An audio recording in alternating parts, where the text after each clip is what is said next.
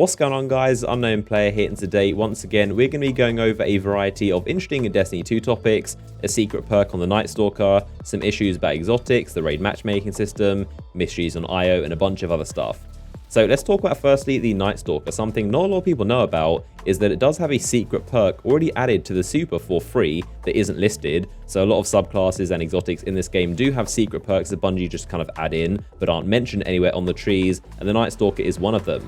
So it's not going to dramatically change how you play the game, but it's definitely some helpful info worth knowing. So the secret perk is actually called Bloodbound, which you might remember from Destiny 1. It was a normal selectable perk in the old tree, and it read tethered enemies explode when killed, damage to tethered enemies is shared to all.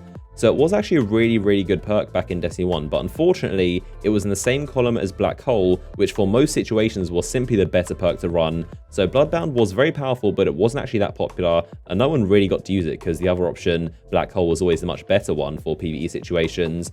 Now Bungie actually added this for free to the Nightstalker, which I love, and it's not in any of the 8 selectable perks, just a bonus that will always be working for you for free. And what's better is that you can now have Deadfall, which is the equivalent of Black Hole from Destiny 1, and Bloodbound at the same time, so 2 perks you could never actually combine in Destiny 1 are now both there on this one tree. So this is a really good demonstration of the perk in action. You tether a group and the damage that is done to one is shared to all of them that are tethered. So what was 7 enemies is now the same as shooting 1. So you can see once I hit the goblin in the middle, all the other Vex around it flinch because they just took the same damage, and then when I shoot it again, that damage isn't shared, but once the main one dies, every single enemy explodes, not only killing them but also creating a bunch more explosions. So it's basically a chain reaction. And the most useful part of this is, of course, if there was a more powerful enemy in there, they would also be hurt by the extra explosions and, of course, the damage they just took. So honestly, this is such an amazing hidden perk, and it's definitely worth knowing about so you can prioritize enemies based on how much health they have.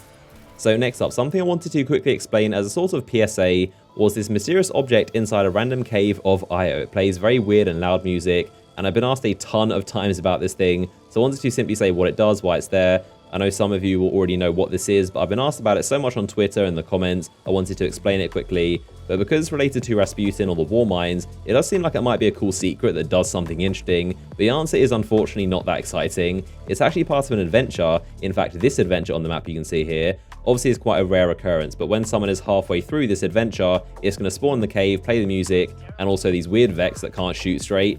So sometimes you might be doing a public event here, and you'll see this weird spinning object in a cave with some Vex and music, and I get why some people are confused, because I was wondering the same thing when I first saw it. I was super confused, but you can't interact with it, and the game doesn't explain what's going on, so it's a pretty weird situation. But yeah, that is the simple answer. When this happens, it means someone is halfway through doing the adventure, and unfortunately it doesn't lead to the next sleep simulator. So something that's recently become available was, of course, the guided games feature for the raid. It's been live since the reset, so essentially this is the closest thing you're going to get to raid matchmaking. From what I'm hearing, the queues seem to be quite long, which is to be expected. I mean, there's going to be tons more people trying to do the raid solo and looking for help than there are people willing to help. But apparently it seems to work quite well once you get in. The only downside is having to wait half an hour or maybe even an hour in some cases for it to match you with a clan. Now, one issue as well seems to be that people can actually guide games even if they've never done the raid themselves, which is definitely something that needs to be looked at.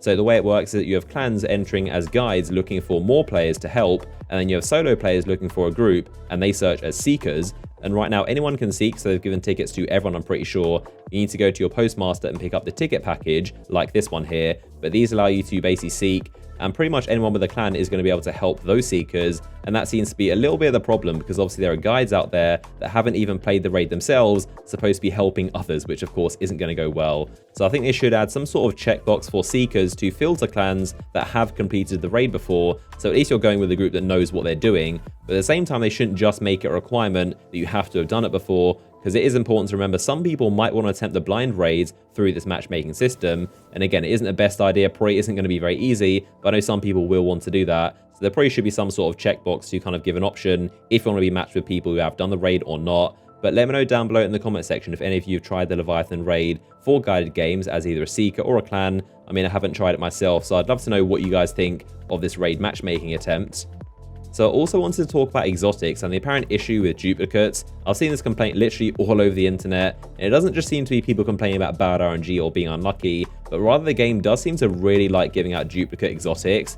Now obviously I've been playing since Destiny 1 and I do agree there is definitely a bigger chance of duplicates in this game, and it seems pretty easy to be given the same thing you're wearing from Engram. Now, one thing you apparently can do to help with this is a sort of myth that nobody really knows if it works, but it does seem to be kind of true, and that's you change out the exotic you have equipped, and apparently this is going to decrease the odds of you getting the same thing. So it does make sense because the game does read your gear while giving you loot, but at the same time it does scan all of your gear, even stuff in the vault and other characters. So I have no idea if it's true or not. Again, it's one of those kind of exotic myths. I mean, it would be really hard for someone to test, but I guess you don't really have anything to lose by taking off the exotic in the hope of getting something different. But let me know what you think of this in the comment section. Now, while on the topic of exotic engram myths, something I'm still constantly asked about and even told about sometimes is that you can see a list of exotics that engram is going to drop, and because it refreshes every few minutes, you can simply wait until something you like is in there and then grab it, and this is 100% false. It is not true. I said this in a video at launch and I'll say it again. The preview is simply a preview of potential rewards. It has zero effect on what you're going to get, so just ignore it. There's no way to determine what's going to drop for you, and hopefully that's cleared up some of the confusion about this topic. So there you go, another rundown of some random topics I want to speak about with you guys. As always, if you enjoyed the video, a like rating would be much appreciated. If you want to watch another video I made, then you can click the image on screen right now, and I'll see you guys next one.